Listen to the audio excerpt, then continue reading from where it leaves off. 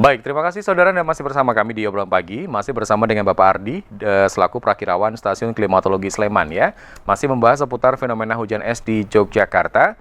Baik Pak Ardi, tentang kesadaran masyarakat yang tentunya sudah banyak sekali akses yang bisa dimanfaatkan ya, seperti diakses di www.sipora.staklimyogyakarta.com. Ini merupakan salah satu lini yang bisa dimanfaatkan oleh masyarakat untuk bisa mengakses sejauh mana perkembangan cuaca yang ada di Jogja dan sekitarnya.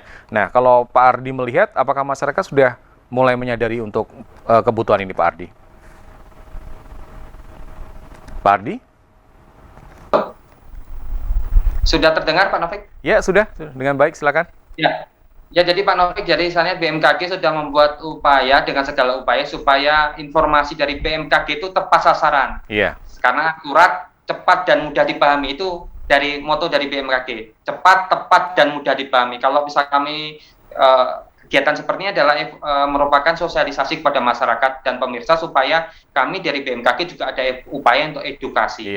Bahasanya di BMKG sudah online pergerakan awan. Jadi kalau misalkan pemirsa mau beraktivitas ataupun mau berakhir pekan atau berwisata, karena di DIY ini juga mobilitasnya juga tinggi, kami harapkan juga memberikan informasi, menyimak informasi dari BMKG berupa radar cuaca. Jadi radar cuaca itu memberikan informasi di mana awan-awan yang akan terjadi hujan ataupun terjadi cuaca buruk. Kalau misalkan pemirsa melihat di situ ada awan yang kuning merah, itu cukup waspada karena di situ bisa mengakibatkan petir, hujan lebat dan hujan es salah satunya. Itu bisa terlihat di peta muncul awan merah ataupun kuning, itu ada indikasinya ada potensi cuaca ekstrim. Jadi awan CB, jadi cukup waspada ataupun dihindari, karena informasi yang dari kami adalah berbasis map. Mapnya sudah kayak Google Map, itu sudah kan map yang ini tadi sudah berupa titik sampai ke tingkat jalan. Jadi kalau kita crop, kalau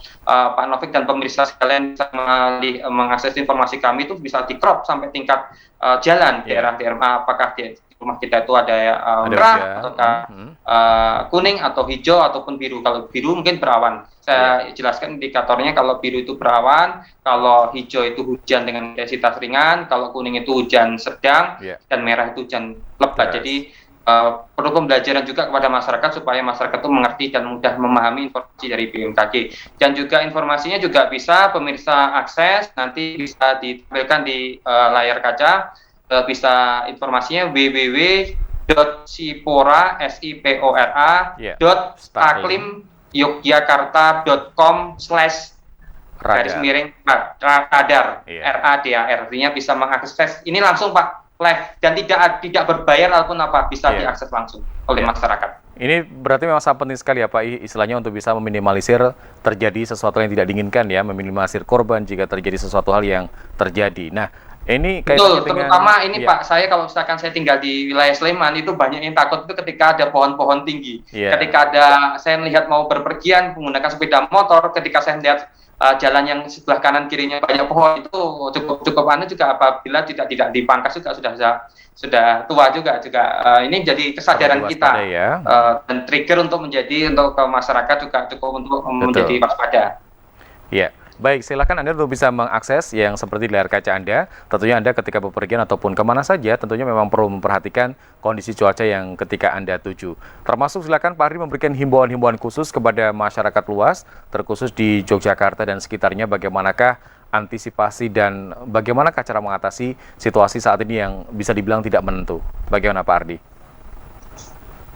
Baik, Pak Novik dan pemirsa RBTV dimanapun Anda berada, BMKG dalam hal ini saya dalam petugas perakiraan BMKG memberikan himbauan kepada masyarakat bahwasanya untuk saat ini memang kondisi cuaca kita masih dalam puncak musim penghujan, Pak Novik. Kita masih puncak musim penghujan sampai dengan akhir April. Ini waspada, untuk tetap waspada sedih. Artinya masyarakat tidak perlu panik apabila terjadi hujan es. Segeralah berlindung ke tempat yang teduh ataupun dalam ruangan. Jadi kalau kita kena es juga pasti akan sakit juga kepala kita Pak, langsung kena es.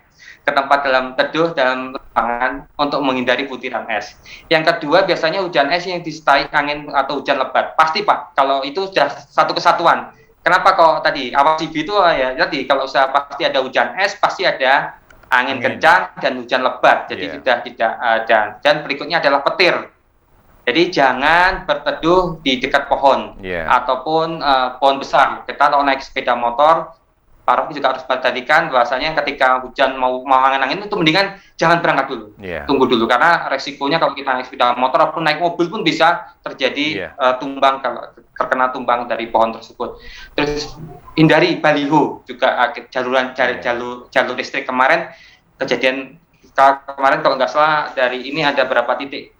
Kemarin di Sleman itu 39 pohon tumbang, rumah rusak ketimpa dari pohon. Kandang jaringan listrik 4 titik, artinya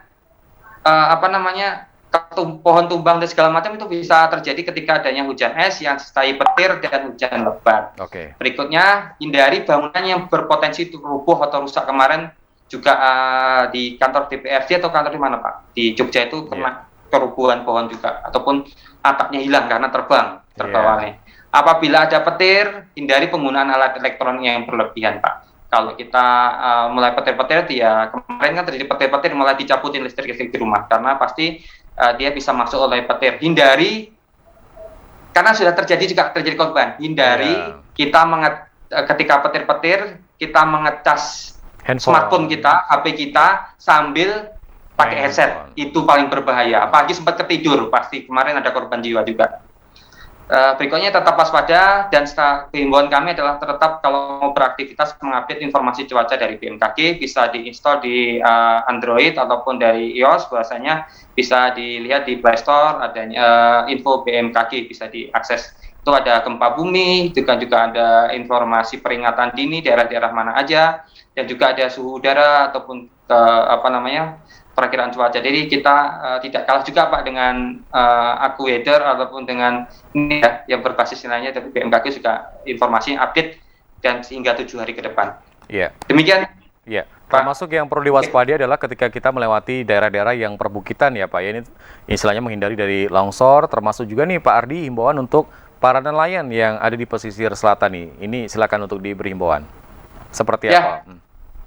Bagi himbauan dari BMKG, bagi para pengguna jasa transportasi laut, berikutnya adalah nelayan dan pemirsa masyarakat yang ingin berwisata di daerah pesisir selatan, kami ini cukup berbahaya karena tinggi gelombang cukup tinggi. Jadi kalaupun ketika musim hujan ini angin dari barat itu cukup kencang sifatnya.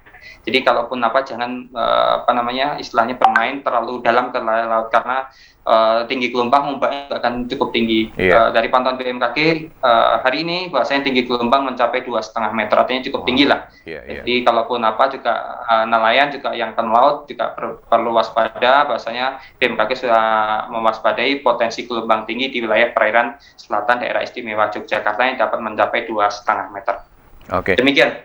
Termasuk nelayan sangat penting sekali mengakses tadi informasi ya. Nah, mungkin bisa diulang kembali Pak untuk himbauan terakhir kepada masyarakat tentang prediksi dari berakhirnya kondisi cuaca ekstrim seperti saat ini yang sedang terjadi. Mungkin buat pemirsa yang baru saja menyimak di acara kita, silakan. Baik, Mas Taufik, kami berikan himbauan kepada masyarakat untuk kondisi seperti ini masih akan tetap berlangsung hingga dengan bulan April, artinya kondisi potensi untuk hujan es, terus adanya angin kencang hingga puting beliung, terus adanya hujan lebat, banjir, bencana hidrometeorologi sebagai banjir bandang itu tetap cukup akan berpotensi. Kita masih dalam puncak musim penghujan dan kita perkirakan nanti hingga masa pancaroba peralihan dari musim penghujan ke musim kemarau jatuh di akhir April 2021. Demikian. Baik, himbauan terakhir lagi Pak Ardi untuk seluruh masyarakat yang ada di perkotaan nih khususnya. Kalau tadi kan lebih ke bagaimanakah di lereng-lereng atau di pesisir selatan. Apakah juga di perkotaan perlu dihimbau juga, termasuk nanti untuk menanggulangi banjir yang ada di sungai-sungai besar di kota Yogyakarta, ini seperti apa? Sekaligus penutup, silakan. Baik pemirsa, bahasanya BMKG dalam hal ini memberikan informasi peringatan dini, istilahnya dari prospek cuaca, bahwasanya untuk daerah-daerah kota di Yogyakarta cukup banjir yang daerah-daerah langganan banjir cukup masih akan cukup berpotensi karena di bulan Maret ini masih dalam puncak musim penghujan. Kami perkirakan di akhir bulan Maret, nanti di awal April sudah kita masuk musim pancaroba. Jadi kondisi cuaca buruk seperti tanah longsor, tanah amblas yang kemarin di Kota Jogja dan juga tanah amblas itu cukup berpotensi terjadi karena ya air di bawah kita, air tanah itu juga sudah lingkungan sudah disedot untuk berbagai macam keperluan perhotelan dan segala macam. Jadi otomatis kalau ketika adanya hujan yang cukup lama, jenuh pasti akan mengakibatkan tanah amblas dan tanah longsor. Demikian, Mas Taufik. Baik, terima kasih Pak Ardi atas waktunya. Sangat bermanfaat sekali buat masyarakat dan selamat beraktivitas kembali. Baik pemirsa, demikian untuk obrolan pagi kita untuk edisi hari ini bersama dengan Bapak Aristia Ardi Tama MSI selaku Prakirawan dari Stasiun Klimatologi Sleman yang membahas seputar fenomena hujan es di Yogyakarta. Semoga memberikan manfaat buat kita semuanya. Tetap kita terapkan protokol kesehatan dimanapun kita berada. Selamat beraktivitas dan sampai jumpa.